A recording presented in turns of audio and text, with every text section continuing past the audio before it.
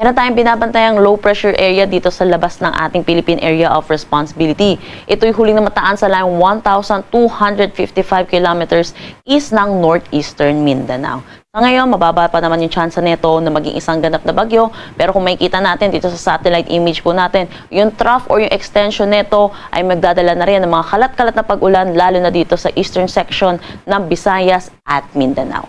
Para naman sa Luzon, patuloy pa rin naman ang epekto ng habagat or southwest monsoon, kaya inaasahan din natin yung mataas na tsansa ng mga pag-ulan, lalo na dito sa western section ng Luzon. Para sa magiging panahon natin ngayong araw, inaasahan natin dulot ng southwest monsoon, patuloy makakaranas ng maulap na papawiri na may mga kalat-kalat na pag-ulan dito sa may Batanes, Babuyan Islands, Ilocos Region, Cordillera Administrative Region, Zambales at Bataan. Para naman dito sa may Metro Manila at nalalabing bahagi ng Luzon, inaasahan naman natin ang bahagya hanggang sa maulap na papawiri na may mga isolated rain showers or mataas na tsansa ng mga pag-ulan, lalo na sa hapon at sa gabi, dulot ito ng southwest monsoon. Asahan din po natin yung mga pag-ulan, lalo na rin sa madaling araw, at ito po yung tug-ulan po natin. Para sa ating temperatura dito sa Metro Manila, 26 to 33 degrees Celsius, Lawag 25 to 32 degrees Celsius, Tuguegarao 25 to 36 degrees Celsius, Baguio 17 to 22 degrees Celsius, Fort Tagaytay 23 to 31 degrees Celsius, at Legazpi 26 to 34 degrees Celsius. Dulot pa rin na itong southwest monsoon or habagat, inaasahan din natin ang mataas na tsansa ng mga pag-ulan dito sa may Palawan at Basilan, Sulu at Tawi-Tawi. Kung makikita din po natin, makakaranas din ng maulap na papawiri na may mga kalat-kalat na pag-ulan dito sa may Eastern Samar, Leyte, Southern Leyte, Dinagat Islands at Surigao del Norte. Dulot ito ng trough ng low pressure area sa labas ng ating Philippine Area of Responsibility.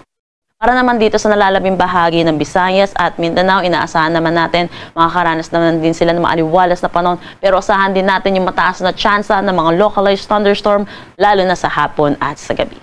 Agwat ang temperatura for Puerto Princesa at Kalayaan Islands, 26 to 32 degrees Celsius, Iloilo at Cebu, 26 to 33 degrees Celsius, Tacloban, 26 to 32 degrees Celsius. For Cagayan de Oro, 24 to 33 degrees Celsius, Davao, 26 to 32 degrees Celsius, at Zamboanga, 24 to 32 degrees Celsius.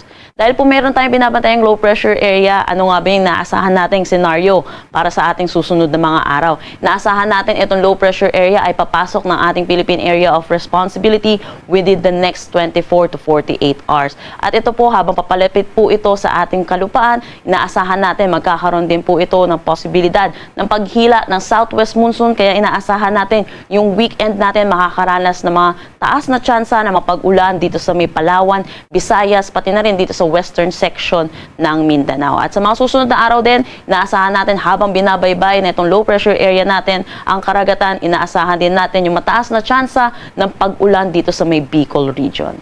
Kaya pinag-iingat po natin ang mga kababayan po natin para sa mga posibilidad ng flash flood at pagguho ng lupa. Ugaliin din natin i-check ang social media pages ng Pag-asa para sa mga nilalabas na weather update at yung mga posibilidad na ilalabas nating weather advisory hinggil dito po sa low pressure area at dito sa may southwest monsoon.